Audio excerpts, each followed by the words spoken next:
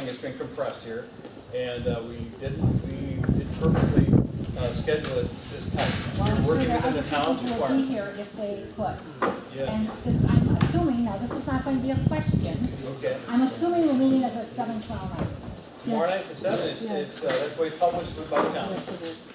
I'm just saying, I didn't ask. I believe that's true. I didn't ask. I'm assuming. Okay.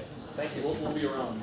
Very good. Thank you so Another much. question here. Thank you very much for staying. Another question. And I can write it, read it to you. Why aren't you answering all the questions? We did answer all of them. My question was not answered. Mine. Mine was, I had one of mine that wasn't answered. I sent a couple of them up that didn't get answered. As did I. That kind of a system that favors you, so we don't even get, when you get to go up there and show us how you feel and all your emotions, but we don't get that opportunity. You put it on a piece of paper and you read what you want. I think that was setting up the game. No, it's not setting up the game. It's trying to keep this to be to get everyone. We answered probably 50 or 60 questions, and the only way to get through that, we felt it would be the fairest way to do that, so everybody's question could get heard, either all or in part. We got through a lot of questions here. We would have been able to read our own. They were selective. Well, sorry you feel that way. We felt we were trying to be fair. That was our efforts to be fair.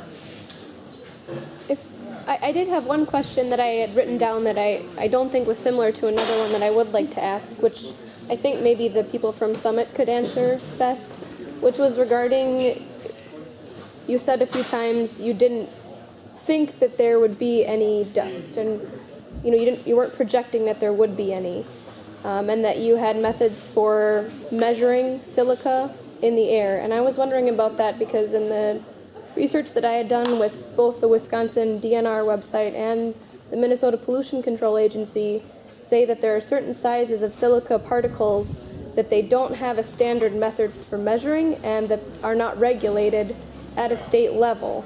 Especially in outdoor environments, they only have methods in indoor environments. And I'm just wondering how you measure that and on what basis you're saying there won't be any, and if you can be as specific as possible about if there is any, how much that would be.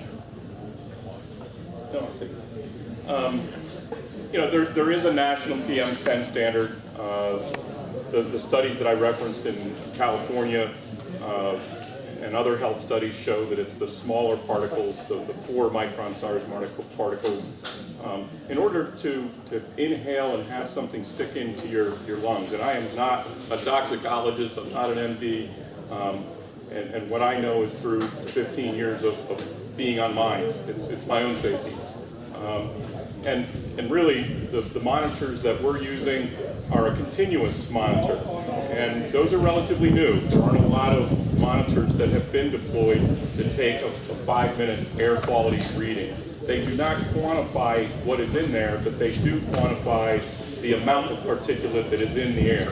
They use a little mini cyclone to spin out the particles that are bigger than what the fraction that you're really looking for are. Those filters that are used in those machines can then be sent to a laboratory who can do the analysis to determine what exactly was in the particles that were being filtered out while you were continuously monitoring. We also work with specific firms that do air quality monitoring as their only specialty.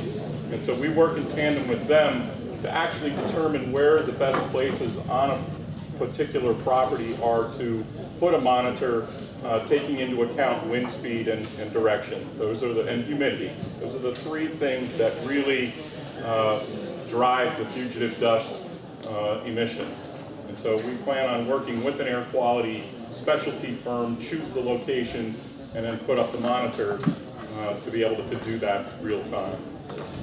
Short of collecting samples, analyzing samples, looking at what's in them, I've been on dozens of these types of operations, and quite frankly, other than the haul road, I have not witnessed dust being generated by the loading, the trucking, the unloading, and the transrail facilities. And again, it's because of the moisture that's in the sand. If there's a dry sand, I think the number is 5 mile-per-hour wind would be required to move a particle of a 40 size nature.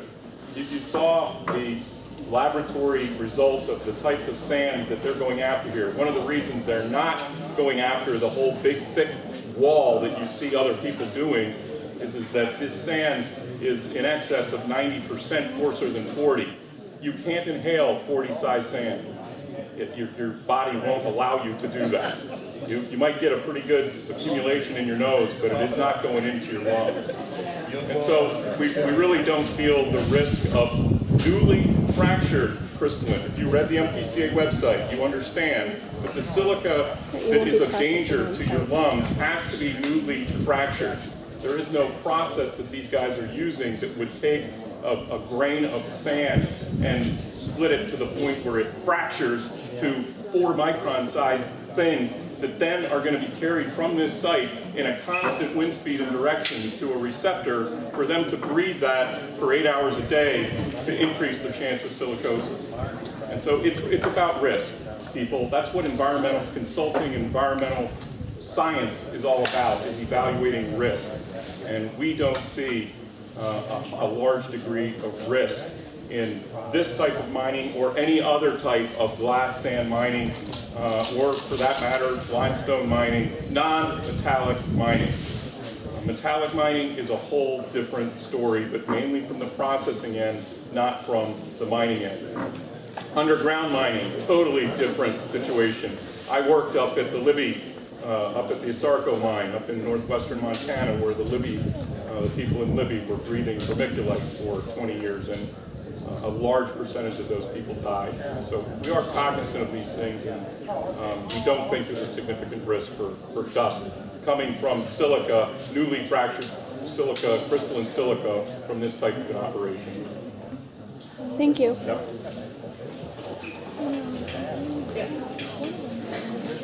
Thank you all for coming. Appreciate it very much. On those informational brochures, you can take an extra one if you'd like. Our phone numbers are on that. We do have a website that's up as well. Feel free to contact us if you have any questions.